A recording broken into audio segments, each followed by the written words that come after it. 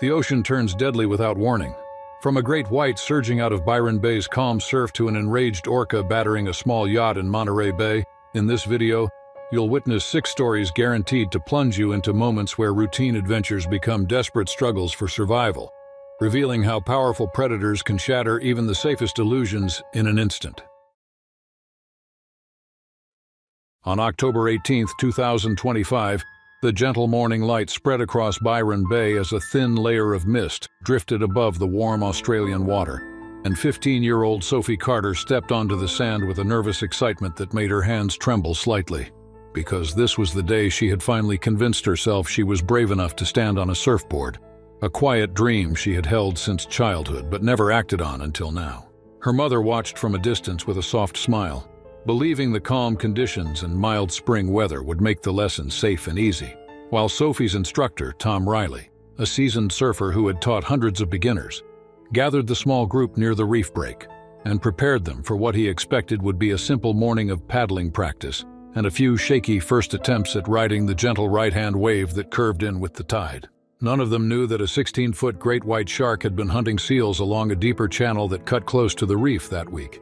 Drawn unusually near to shore by a mix of warm currents and scattered seal activity, a pattern wildlife researchers would later confirm had brought large predators into the area more often during that month. Sophie noticed none of this, because she was too busy feeling her heartbeat thump inside her wetsuit as she carried the board Tom had given her, its waxed surface cold and smooth under her fingertips, and she followed the group into the shallows while the rising sun turned the water a shimmering gold. The lesson began the way so many first surf lessons did, with Tom guiding the students through paddling drills, balancing posture, and small attempts to stand while still close to the shore. And Sophie, eager but tense, followed each instruction carefully, focusing so hard on her movements that she barely noticed her fear melting into concentration. When the group finally paddled toward the outer section near the reef break, Sophie felt a deep rush of pride because she had never been this far from land in open water. And although her arms ached, she pushed on through the steady rhythm of the forming swells, unaware of the shadow that had begun to drift beneath her. Tom scanned the water often, watching the set waves roll in and keeping the students positioned safely. But even his experienced eye missed the faint split-second disturbance caused by the shark as it shifted direction below the surface, using its powerful tail to glide upward into the shallower zone where the surf students floated. Sophie positioned herself for what Tom said would be her first real chance at catching a wave. Her board angled slightly, her legs trailing behind her through the cool water, and at that same moment, the great white began its rapid ascent, driven by a surge of instinct triggered by the shape and movement above it. The instant the attack began, everything that had seemed calm turned chaotic, and the great white burst from the depths with extraordinary speed, slamming into Sophie from below as its jaws clamped around her left thigh with a force strong enough to send a shock through her entire body. The water exploded upward in a violent spray as Sophie was yanked off her board and dragged beneath the churning surface, and red clouds of blood billowed through the water in a spreading haze that caught the sunlight and made the scene appear unreal, as though the ocean itself had suddenly turned hostile. Tom reacted before he even understood the full shape of what he was seeing, paddling furiously toward the violent disturbance, while the other students panicked, shouting without words, scrambling onto their boards and kicking desperately toward the beach with wide, horrified eyes. Tom reached the struggle and swung his board down hard against the shark's rough back, trying to startle it, his movements fueled by adrenaline and terror. But the great white thrashed violently, its massive head shaking Sophie from side to side as it tore through wetsuit and flesh with brutal, efficient power that left her limp and blood-soaked as the creature released her momentarily in the turbulence of the waves. Lifeguards on shore had already seen the commotion and launched a jet ski within seconds, firing a flare into the water to create noise and light that might confuse or distract the predator. And the bright red streak hissed across the surface as the shark circled again, stirred by the smell of blood but unsettled by the sudden engine vibrations and flashing movement around it. The jet ski operator reached Tom just as he pulled Sophie's drifting body toward him, her skin pale beneath the streaks of blood, her head rolling against his arm, and together they lifted her onto the rescue sled attached to the back of the jet ski before racing toward shore, while the other lifeguards kept watch, ready to intervene again if the shark returned. When Sophie's mother saw the jet ski speeding in, her breath caught, and she ran toward the landing point before she even realized her legs were moving. But the lifeguards were already beginning resuscitation efforts as soon as they reached the sand. Pressing hard against Sophie's chest, while others applied pressure to the massive wound that stretched across her thigh. The bleeding was severe and constant, soaking through towels and bandages as fast as they were applied, and although the team worked with grim urgency, their faces set with the strained focus of people who knew the odds were slipping away. Sophie's pulse weakened rapidly, her chest rising only faintly beneath their hands. Despite continuous efforts, the massive blood loss from the deep bite, which had cut through arteries, muscle, and bone, proved impossible to overcome. And within minutes of being pulled from the water, Sophie's heart stopped, leaving the beach silent except for the distant sound of breaking waves as the lifeguard stepped back with expressions of helpless sorrow. News of the attack spread quickly through Byron Bay, shaking the local surfing community to its core, because the waters had always felt safe, manageable, and familiar. Yet the tragic events of that morning proved how swiftly a calm sea could turn deadly, and how even an experienced instructor, a prepared team, and clear weather could not always prevent the sudden violence of a predator moving through its natural world. On March 16, 2025, the swollen Brisbane River pushed far beyond its banks as days of relentless rain turned quiet neighborhoods into murky channels. And 29-year-old Liam O'Connor, a volunteer who had spent years helping during storms and bushfire seasons, launched his small inflatable rescue boat into the brown, debris-filled water while the sky remained heavy with low thunderclouds that hinted more rain was still on its way. The city moved with a strange, frantic rhythm as responders navigated flooded streets where rooftops and treetops marked the only visible landmarks, and Liam, driven by a strong sense of duty that had shaped much of his adult life, paddled steadily toward an isolated house where a family of 3 had been reported trapped on their second-floor balcony. The floodwaters carried branches, shattered fencing, trash bins, and pieces of torn siding that knocked against the rubber sides of Liam's boat as he maneuvered through the unpredictable currents.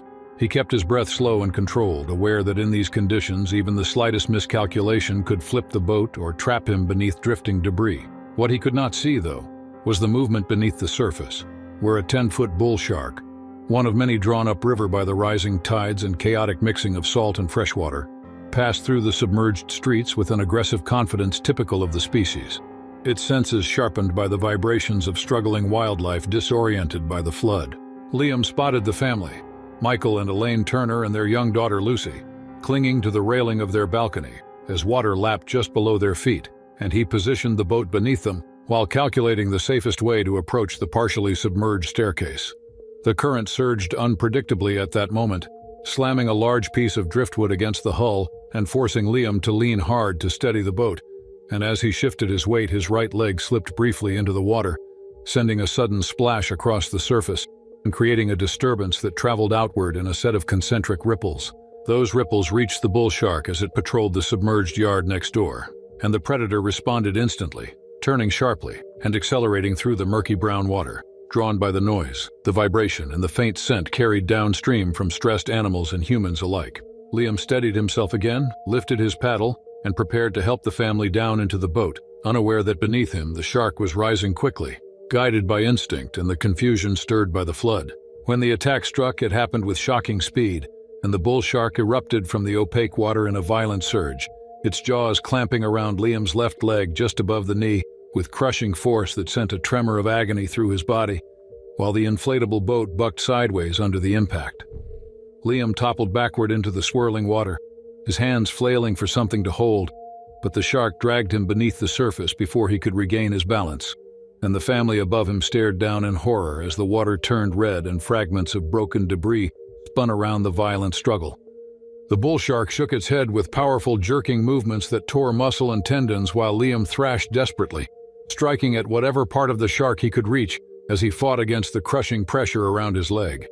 The floodwater swallowed every motion, its murkiness making it impossible to see more than a foot ahead, and Liam, disoriented and gasping whenever he managed to breach the surface, felt himself battered against floating boards, twisted metal, and splintered branches that scraped across his arms and chest as the shark dragged him through the submerged street. Nearby volunteers, alerted by the sudden commotion and the family's terrified gestures, paddled their own rescue craft toward the scene as quickly as the churning water allowed, and they threw ropes, paddles, and pieces of loose debris toward the shark in an attempt to distract it. Though the predator, fueled by instinct and unable to distinguish its surroundings in the cloudy floodwater, returned again and again with brutal determination. Liam surfaced briefly as the shark released him for a split second, his head breaking through a wave of debris while blood streamed from his torn leg. But he had no strength left to swim, and his arms drifted weakly as the current pulled him sideways until the shark struck again, biting into his calf and spinning him in a violent arc that left him limp and drifting. One of the volunteers, Daniel Price, managed to loop a rope around Liam's shoulders during the brief moment when the shark let go again, and with two others pulling in unison, they hauled his body toward the higher ground of a partially submerged concrete walkway, where rescue teams had been staging. Liam's skin was pale beneath the blood-streaked water, and deep gashes ran across his thigh, calf, and lower leg, where bone was exposed beneath shredded muscle, while his breathing slowed dramatically as rescuers dragged him onto the wet concrete where medics were already preparing emergency equipment. The medical team worked with urgent precision, applying tourniquets, pressing down on the worst wounds, and attempting to stabilize his pulse, but the blood loss had been extensive and rapid, worsened by the cold floodwater that slowed his circulation and the repeated trauma from both the shark and the drifting debris. Liam's heartbeat faded despite their efforts, and within minutes, he lay motionless beneath the gray sky while the medics stepped back with resigned expressions that reflected both exhaustion and grief. Word of the attack spread through the rescue groups working the flooded area, reinforcing the warnings given each storm season about bull sharks' heightened aggression during floods. When the murky water, shifting currents, and disrupted habitats drove predators into streets where people carried out desperate rescue efforts, leaving even the most experienced volunteers vulnerable to sudden, lethal encounters hidden beneath the brown surge. On September 18, 2025, the warm Hawaiian night settled over the open water off Maui in a soft, humid haze as 34-year-old Luca Moretti, an experienced underwater videographer who had dedicated much of his life to filming elusive marine species, prepared for a night dive intended to capture the glowing blooms of bioluminescent plankton that had been reported along the deeper sections of the reef that week. The dive boat drifted with a slow, steady rise and fall as the mild swells pushed against the hull, and Luca, calm but focused, adjusted his gear while his partner, Jenna Alvarez, checked the camera system one last time under the dim red deck lights that protected their night vision. When Luca slipped beneath the surface, a rush of warm water enveloped him, and the world transformed into a dark, shimmering landscape where tiny points of blue-green light flickered whenever his fins disturbed the surrounding plankton, creating drifting trails that faded into the endless blackness around him. The beam of his flashlight cut a narrow path through the water as he descended toward the deeper ledge of the reef, and the familiar sensation of the night dive settled in, a mix of silent awe, rising tension, and acute awareness of every sound, movement, and ripple in the vast, shadowy environment. The plankton glowed brighter as he reached the reef wall, thickening into a swirling haze of light that danced in his wake. Luca raised his camera, filming the strange patterns that rippled through the water like drifting galaxies.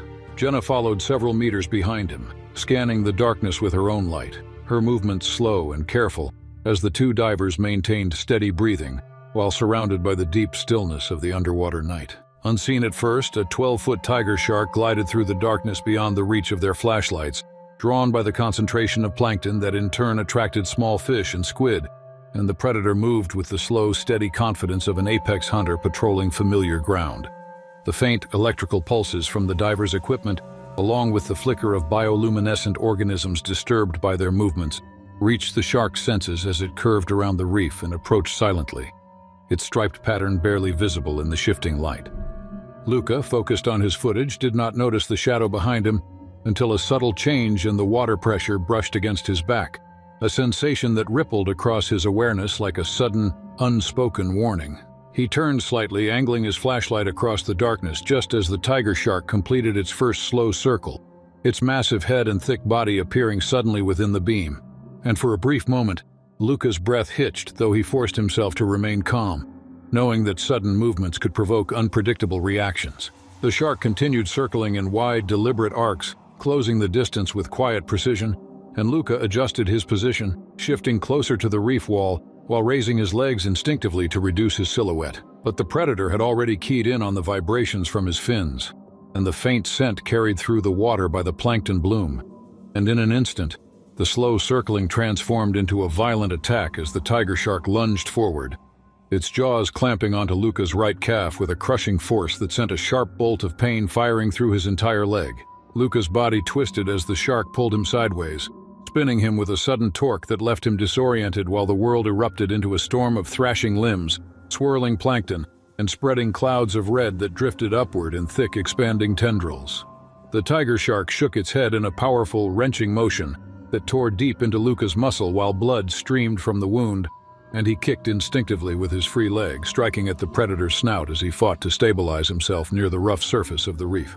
Jenna reacted immediately, surging forward with her flashlight held steady, and she directed the beam straight into the shark's eye, the bright burst of artificial light cutting through the darkness in a sudden glare that caused the predator to pause and veer slightly as it released its grip momentarily. Luca, gasping through his regulator, propelled himself toward the wall of the reef, steadying his body against a protruding section of coral, while blood drifted around him like a cloud that pulsed with every movement of the water. But the tiger shark did not retreat entirely, driven by instinct and sensing the injured prey in front of it, and it returned with a second surge, brushing against Luca's left side as its rough skin scraped across his forearm, leaving a burning abrasion that tore at the thin layer of his wetsuit. The predator twisted again, making another pass that forced Luca to press himself tight against the reef as Jenna shone her light repeatedly into its face, creating disorienting bursts that momentarily disrupted the shark's approach. The water between them pulsed with tension as the shark made several more slow, testing passes, its broad head sweeping close enough for Luca to feel the shift in current each time. And though he tried to keep his movements controlled, the pain radiating through his calf made every motion difficult. Gradually, after several long, agonizing moments, the tiger shark turned away, its massive outline fading into the dark water as it followed the trail of plankton and squid deeper into the reef's shadowed expanse. With the predator finally gone, Jenna reached Luca quickly, gripping his buoyancy vest and signaling for ascent as she helped stabilize him, while the two began a slow, steady rise toward the surface, careful not to ascend too quickly despite the urgency of Luca's bleeding.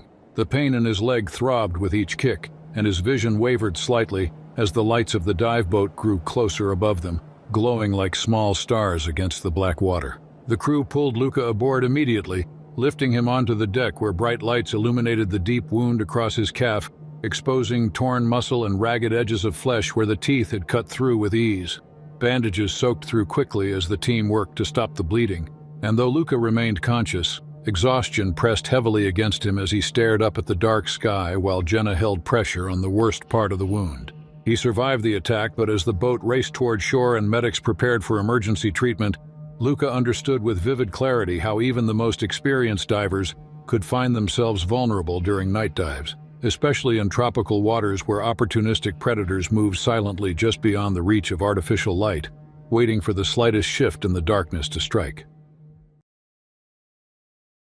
On September 5, 2022, the late summer heat hung heavily over the Outer Banks shoreline as 30-year-old stunt performer Dexter Malone prepared for a high dive jump that he hoped would become the highlight of a new compilation he had been filming throughout the year. And although the conditions appeared calm with a low swell rolling against the beach and the water shining blue beneath the bright sun, the area beneath his temporary 12-foot platform was far more active than he realized. Schools of bluefish had moved in close to shore, drawn by bait activity stirred up by shifting currents, and their frantic darting patterns signaled the presence of faster, larger predators, hunting below them in the deeper pockets that bordered the sandy drop-off. Dexter had spent years practicing high-dive stunts across lakes, quarries, and coastal cliffs, and though he understood the general risks of working in ocean water, he trusted the visual checks that his support crew performed from the nearby boat, which drifted just outside the main feeding activity. His plan for the day seemed simple enough: climb the short-rigged platform, wait for the camera to roll, and execute a clean dive with a twisting rotation that he hoped would look smooth and dramatic against the horizon. The crew monitored currents, lighting, and surface debris, and the dive site appeared clean enough through the rippling reflections to proceed. Beneath that calm surface, however, a 9-foot short-fin mako shark moved with restless energy, weaving sharply between darting bluefish as it followed their frantic scattering. The shark's speed and agility made it a dominant hunter in these waters, and the splashing and shadows above, combined with the unusual density of prey fish, created a perfect scenario for brief investigative lunges that often brought them close to the surface. As the mako sliced through the water, the vibrations from Dexter's movements on the platform reached it faintly, drawing its attention toward the shallower zone where the stunt was about to unfold. Dexter climbed the platform with steady movements, wiped his hands across the rough wooden edge, and steadied his breathing as he positioned himself for the jump. The sun warmed his shoulders, and a small breeze pushed across the water, but nothing in his surroundings hinted at the danger moving directly beneath the shimmering swell. When his friend on the boat raised a hand to signal that the cameras were rolling, Dexter bent his knees and launched himself outward in a long, clean arc, feeling the brief moment of weightlessness before gravity pulled him down toward the rippling sheet of water. As his body cut through the air, the sudden disturbance drew the Mako upward, and the predator responded with explosive acceleration, propelled by instincts sharpened by the chaotic feeding environment around it.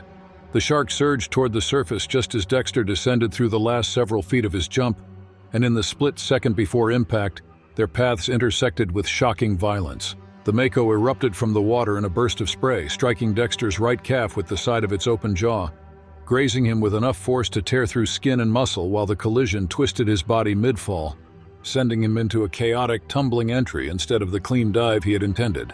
The impact sent a jolt of pain up Dexter's leg, and the familiar world of controlled diving dissolved into disorienting movement as he hit the water awkwardly and plunged into a churning mix of bubbles and blood. His body spun beneath the surface before stabilizing, and the shock of the encounter created a surge of adrenaline so strong that it overwhelmed his immediate panic, pushing him to kick upward toward the light shining from above.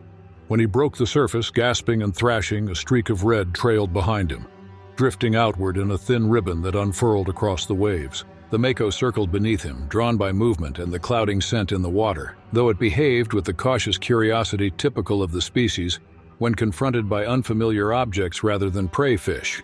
Dexter, aware only of the need to stay afloat and defend himself, splashed violently and kept his injured leg angled upward as he moved in uneven strokes toward the support boat. His limbs felt shaky and raw from both the impact and the surge of fear, yet he forced them into steady motion, doing everything he could to keep distance between himself and the swirling shadow below.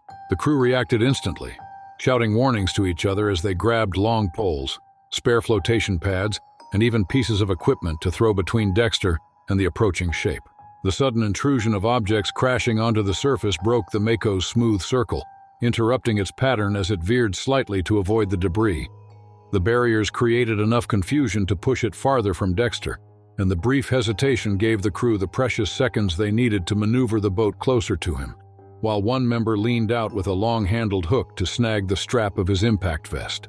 Dexter's arms ached as he reached toward the boat, and when the crew hauled him over the railing, he collapsed onto the deck with a mixture of relief, exhaustion, and lingering shock. Blood streamed from a deep gash that ran along the back of his calf, exposing torn flesh beneath shredded wetsuit material, and dark bruising already spread across the surrounding skin where the shark's momentum had slammed against him. The crew applied pressure towels and wrapped the leg quickly to slow the bleeding while keeping him stable as the boat powered toward the nearest dock, where emergency responders waited. As medics examined the wound, they confirmed that the shark had struck with a glancing bite rather than a full clamping attack. The authorities who investigated later emphasized that the combination of splashing, rapid movement, and dense prey activity created conditions where even a short, controlled stunt carried serious risks, especially in waters frequented by fast, opportunistic hunters like short-fin Makos, whose bursts of speed could bring them to the surface in mere seconds when provoked by sudden motion. Dexter avoided permanent injury, but the near miss remained etched in his mind as a reminder of how quickly a familiar shoreline could become a place of danger when powerful predators moved through the same waters with instincts sharpened by feeding activity and the unpredictable rhythms of the ocean. On July 14, 2021, Ethan Moreno, 42 years old, guided his 30-foot yacht across the rolling surface of Monterey Bay, hoping for a quiet day on the water while summer fog drifted in slow sheets over the horizon. He moved along a route he had taken dozens of times, a straight, familiar line parallel to the rugged California coast, where kelp forests swayed under the tide and sea lions barked from distant rocks. He carried only one crew member that day, Jill Harper, a friend and part-time deckhand who enjoyed the rhythm of the boat and the steady work that came with it. For several hours, conditions remained calm, the yacht rising and dipping in a light swell that barely disturbed the deck. Ethan wanted to observe marine life that season, which was known for dense bait clouds and fast-moving predators that followed them. Monterey Bay tended to come alive in midsummer, and everything from dolphins to sea lions to sharks appeared in the region as waters warmed and feeding opportunities increased. That morning, the first sign of activity came when small groups of harbor seals moved in scattered bursts across the surface, fleeing in quick zigzags that hinted at greater danger below them. Birds circled overhead, diving into the bay in short, sharp arcs, indicating prey schools near the surface. Ethan watched the horizon carefully, unsure whether the disturbance meant dolphins or something more powerful. Minutes later, he spotted tall dorsal fins gliding through the water, black and steady, cutting clean tracks past the boat's bow. A pod of orcas moved south through the bay, hunting in coordinated patterns while the seals scrambled for safe waters. At first, the pod kept a respectful distance, surfacing in slow, powerful motions that revealed their size and strength.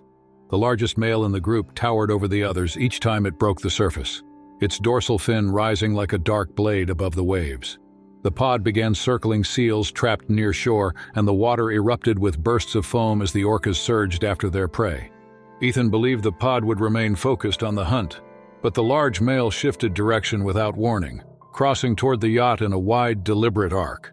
Jill braced herself against the railing as the animal passed beneath the boat, its shadow sliding across the hull like a moving storm cloud. The first moment of tension came when the orca resurfaced closer than expected, blowing a misty column of spray and drifting parallel to the vessel.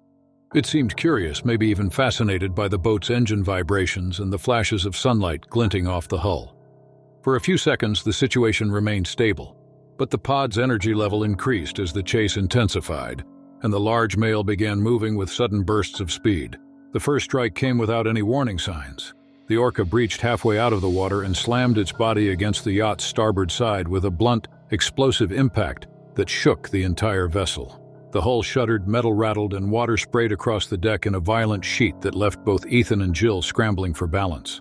The animal vanished below the surface, leaving only a swirl of white water and a deep echo of force reverberating through the boat's structure.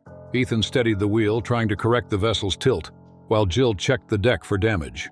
Before either could react further, the orca approached again, faster and more direct. It rammed the hull for a second time, this strike even harder than the first, bending a section of the railing inward and cracking the fiberglass near the stern. The yacht lurched sharply to port, and Jill lost her footing. She slid across the slick deck and toppled over the edge, dropping into the cold Pacific waters with a splash that sent panic rippling through the moment.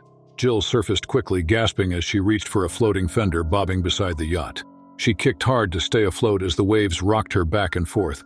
The orca pivoted in a slow, powerful loop near the boat, creating a ring of disturbance that radiated outward. It splashed its tail and nudged the yacht with a short, probing motion, testing it like an object of curiosity. Jill clung to the fender, pushing herself away from the moving water while Ethan struggled to keep the yacht steady and engage the emergency flares stored beneath the helm. The pod's behavior shifted gradually as the tension in the area began to ease. The seals had scattered, and the orcas no longer pressed forward with the same intensity. The large male circled once more, passing Jill at a distance that felt impossibly close, then redirected its movement toward the deeper center of the bay. Ethan fired several flares in rapid succession, sending streaks of bright light upward as the yacht drifted, damaged and uneven.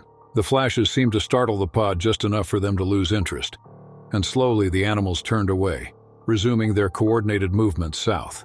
Ethan maneuvered the listing yacht toward Jill and hauled her onto the deck with effort. She trembled from cold and shock, but she remained conscious and able to move.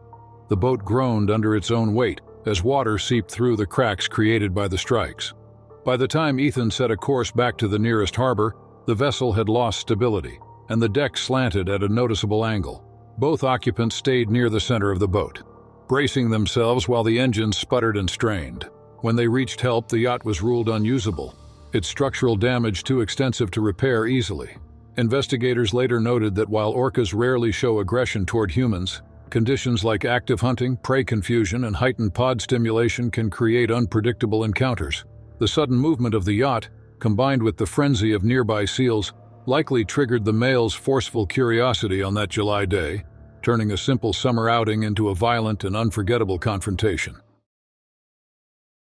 On August 3, 2024, Sienna Clark, 28 years old, prepared for a late afternoon kiteboarding session off Currumbin Beach on the Gold Coast, where winter swells rolled in steady lines across bright, shallow water. She had trained in the area since her teens and felt comfortable reading winds, tides, and shifting sandbars, Yet she always knew that the coastline carried unseen hazards that moved beneath the surface with speed and purpose. That day, the weather created nearly ideal conditions. A clean southerly pulled her kite into a smooth, constant arc, while the sun slid low toward the horizon, turning the waves gold and giving the entire bay a calm, glowing appearance. Sienna launched from a narrow strip of sand and glided across the first stretch of open water. Her board skimmed fast over the surface, leaving thin sprays of white foam in her wake. Dozens of surfers waited farther out, scattered along the point, riding the shifting swell that rose and fell in the winter light. The sea looked predictable from above, with gentle waves and steady rhythm, but under the surface, small fish darted through schools that hugged the sandbanks. Blacktip sharks, which commonly patrolled the area, used these nearshore regions to feed during twilight hours, weaving through channels invisible to most swimmers and riders. Sienna accelerated as the wind picked up. She leaned into her harness, carving wide arcs and testing heavier maneuvers, letting the building momentum carry her into faster runs. Her movements sent sharp splashes across the surface, and each turn created sudden bursts of turbulence. The activity drew the attention of nearby fish, which darted in chaotic spirals, stirring the water column below her board. Unseen beneath the surface, a 5-foot blacktip shark patrolled the shallows, slipping between shifting pockets of baitfish that crowded the sandbar. The creature reacted to sudden vibrations and flashes from above, locking briefly onto the unfamiliar pattern. As Sienna cut across a wave and dipped the edge of her board into the water, she created a violent spray that traveled in a fast arc around her. The shark accelerated. It rose sharply from its path, guided less by intention and more by instinctive reaction to movement, speed, and vibration. It approached from the side, a dark silhouette gliding toward light-filled water. Sienna felt nothing at first, only the pull of the kite tugging through the wind and the rush of the board beneath her feet. The strike happened in one razor-fast motion. The shark surged upward from the shallows and raked its teeth across her ankle as it snapped reflexively at the disturbance above. Pain burst through her leg with sudden force. Her board wobbled and the kite pulled hard to the right as she lost balance. She spun in an uncontrolled arc, kicking violently and trying to keep her body above the water. The shark twisted away almost immediately, its momentum carrying it past her feet in a dark blur that vanished into churning whitewater. Sienna's heart pounded as she attempted to regain control, but her movements created more splashes, each one widening her panic. She kicked again, fighting the instinct to curl toward the pain, and the board slapped against the water. The shark returned for a brief, unsettling moment, circling beneath her in an erratic pattern. It moved with sharp turns and quick bursts, uncertain whether the disturbance represented prey, danger, or competition. Its dorsal fin cut faint streaks just under the surface, close enough that Sienna could sense the pressure waves around her legs. Surfers positioned farther along the point noticed her sudden movements and the flash of her board spinning out of control. Without hesitation, they splashed their boards against the water in loud, repeated strikes. Some paddled toward her, creating broad disturbances designed to distract the shark. The noise traveled quickly across the surface, and the blacktip shifted its attention away from Sienna, reacting to the new vibrations with short, curious passes that gradually moved it farther from her position. Sienna regained partial control of her board and allowed the momentum of the kite to pull her a short distance toward the beach. Her injured leg throbbed and bent awkwardly, leaving streaks of blood that trailed behind her in a faint red stream. She feared every second that the shark might return, but the commotion created by the surfers continued to spread outward, filling the area with chaotic movement that overwhelmed the predator's interest. She managed to steer closer to the shallow zone where lifeguards and beachgoers had gathered after spotting her erratic path. The board scraped sand as a small group rushed into the water, helping her pull free from the straps. Blood ran across her calf and ankle, turning the receding waves pink. Deep but narrow cuts marked the spot where the shark's teeth grazed her leg. The wounds were ragged, showing the uneven pattern typical of quick curiosity strikes that blacktips sometimes delivered when startled by fast-moving boards or surf equipment. Lifeguards placed her on a stretcher and carried her up the beach to a shaded medical tent. Sienna trembled from shock and pain, struggling to keep her breath steady while the team assessed her injuries. They cleaned the cuts, noting the shallow punctures and tearing that suggested a glancing bite rather than a full attack. The shark had not latched on, which likely spared her from severe tissue damage or deeper trauma to muscle and bone.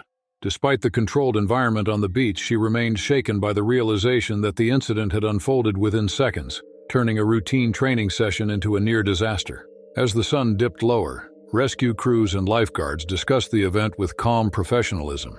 They noted that blacktip sharks rarely target humans intentionally, but shallow waters combined with rapid movement often create conditions where the animals react defensively or mistakenly. The late afternoon swell, the stirring sandbar, and the sharp splashes from Sienna's maneuvers had aligned in a way that drew the shark's attention with perfect dangerous timing. Sienna watched the waves in silence as the sky shifted toward evening.